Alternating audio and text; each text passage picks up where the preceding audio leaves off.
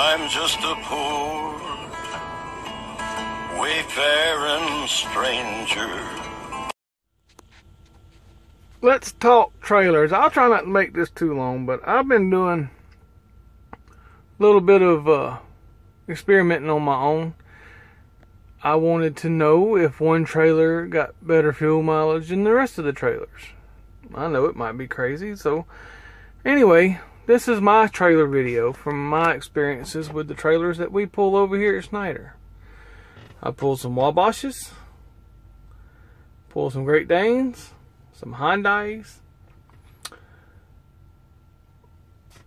At first, I was a total Great Dane fan because I think it's cool, the whole dog and everything, but I'm leaning more toward the Wabash.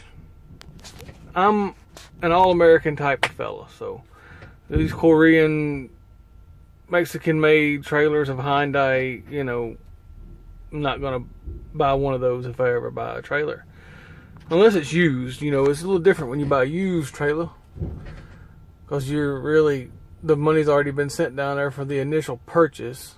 So it really don't matter after that point.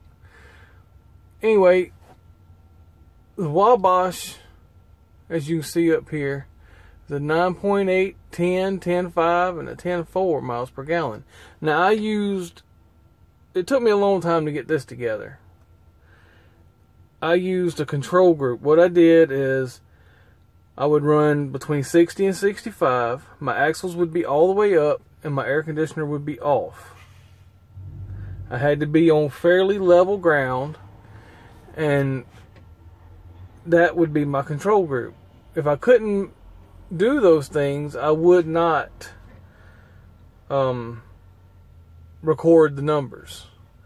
There is one mystery trailer down here. 11.5 miles per gallon, and that's no kidding. I actually got that with a trailer, this trailer number, but I did not write down what brand it was. I started just to put one in there, but I didn't want to give anybody that kind of credit without it being factual.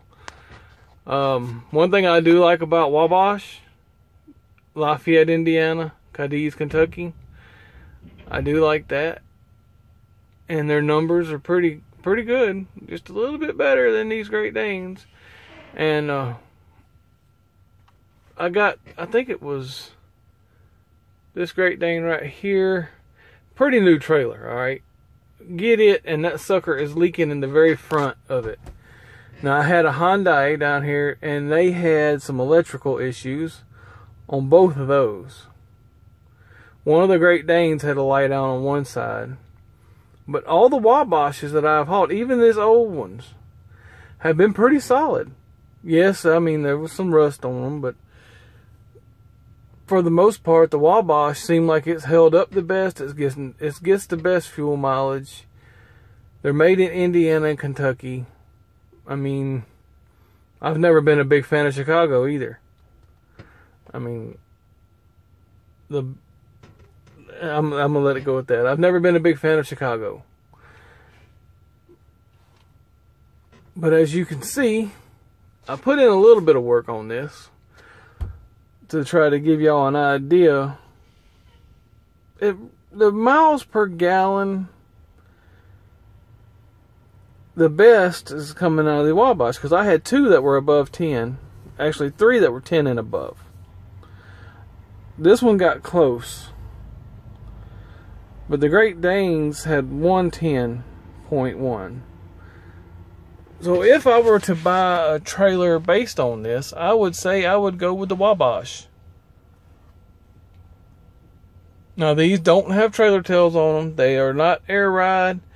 They do have these skirts on them. See over there?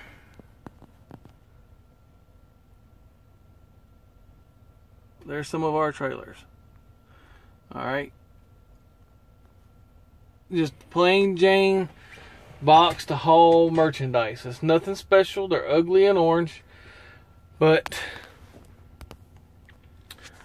I just wanted to do a little experiment to kind of see if there was a huge difference between the trailer manufacturers and the actual miles per gallon in the truck if I tried to use a control group And what I found out is the Wabash, I believe, are a little bit better on the mile per gallon and the quality, if you ask me, because sadly, I'm not a Great Dane fan anymore. And Hyundai, or whatever how you want to pronounce it, has gained a little bit of respect from me, even despite it being Korean-owned company with 3 plants in Mexico. Did I say it's a Korean-owned company? Buy American, Snyder. Come on, y'all can do that. We as drivers, you know, we ask that you support our American economy. Let's do that. Anyway, that's my little experiment, and I wanted to share it with y'all. There's not really a big eye-opening number on there. So, it is funny that old trailer got just as good a fuel mileage as some of the newer ones. See, this new one right here was 901. That could be for it being a little tighter. I mean, if the brakes are a little snugger or anything like that, I guess it could affect your fuel mileage. There's so many variables, and I tried to control as many as I could to get a quality number out, but that was the best that I could get. Now, it wasn't just for 20 miles or 30 miles. I tried to get it for above 50 on each one of these numbers, so I could make an average. So these were above 50, and you know, it gave me an incentive to drive slower when I was empty, so I could get that best fuel mileage in between my deadheads.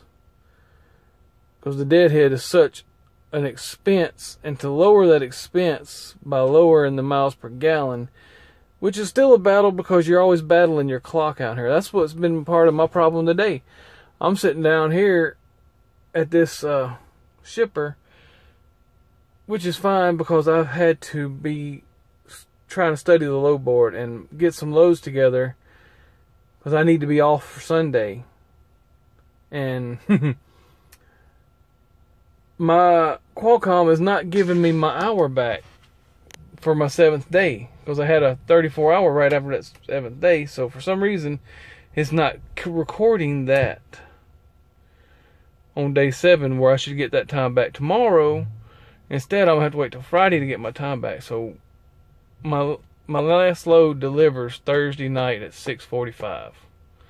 And I probably won't get any time back until after midnight that night. At least I hope I do. If I don't, there's going to be an upset woman at home.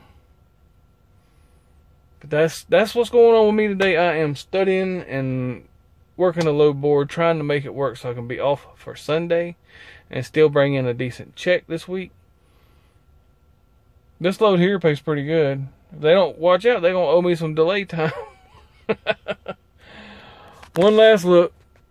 Now I can stop keeping up with these things. I just wanted to give it a shot. God bless, and we'll see y'all later.